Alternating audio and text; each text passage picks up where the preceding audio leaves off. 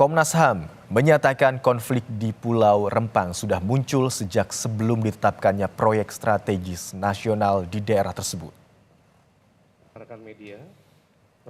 Komisioner Komnas HAM, Saurlin Siagian, menyebut konflik di Rempang sudah muncul sejak lama. Selain masalah komunikasi, konflik ini juga muncul karena ada yang tak beres dengan kebijakan negara. Komnas HAM mendorong pemerintah agar menyelesaikan kasus ini tanpa melakukan penggusuran.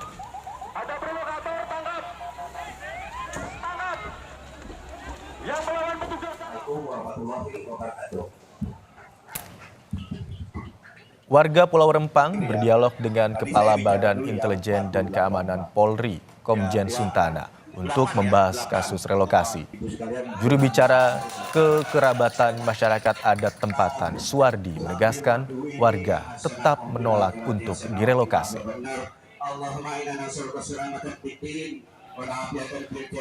Dan situasi terkini pasca demo penolakan proyek Rempang Eco City, kita bergabung dengan jurnalis Kompas TV, Ricky Ramadoni dari Batam, Kepulauan Riau. Halo, selamat pagi Ricky. Bagaimana aktivitas warga di Pulau Rempang pasca mediasi yang dilakukan kemarin? Ya, Imron, hingga saat ini aktivitas di Pulau Rempang itu seperti biasanya. Warga melakukan aktivitas seperti pekerjaan, baik itu anak-anak ke sekolah dan hal lainnya, itu sudah berjalan seperti biasa saja.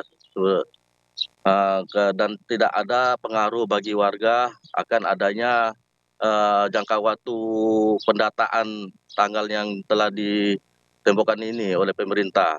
Warga tidak menghiraukan itu dan aktivitas di Pulau Rempang seperti normal kembali, seperti biasa dari sebelumnya, Imro. Ya, kegiatan warga sudah berjalan seperti biasanya, sudah berangsur normal begitu ya, bahkan anak-anak juga sudah kembali bersekolah. Lalu bagaimana hasil dari mediasi yang dilakukan kemarin, Ricky?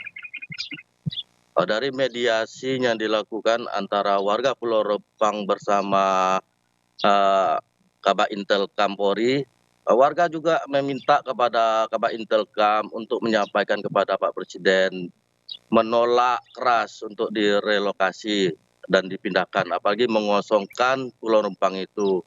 Karena bagi mereka, bagi warga itu sendiri, Pulau Rempang itu merupakan sejarah bagi mereka dan tanah adat yang sudah ada dari dahulu. Maka dia meminta dan memohon kepada pemerintah untuk jangan mereka direlokasi. Untuk investasi silakan, dan mereka sangat mendukung. Apa salahnya mereka berdampingan, itu kata mereka kemarin, Imron.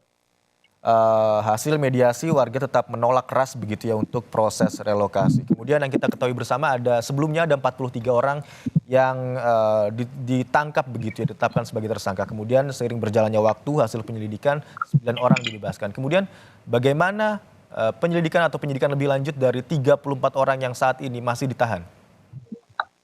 Ya, 34 orang masih melakukan penyidik masih melengkapi berkas untuk P21. Namun dari info terbaru, rencananya pihak kepolisian akan melakukan penahanan terhadap 7 orang lainnya.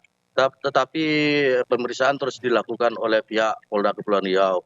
Baru ini istri dari Wakil Wali Kota Batam sendiri diminta keterangan oleh pihak kepolisian, ya Imron.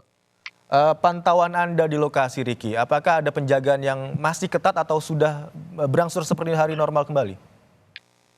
Kalau penjagaan masih dilakukan, Imron, di Pulau Rempang itu.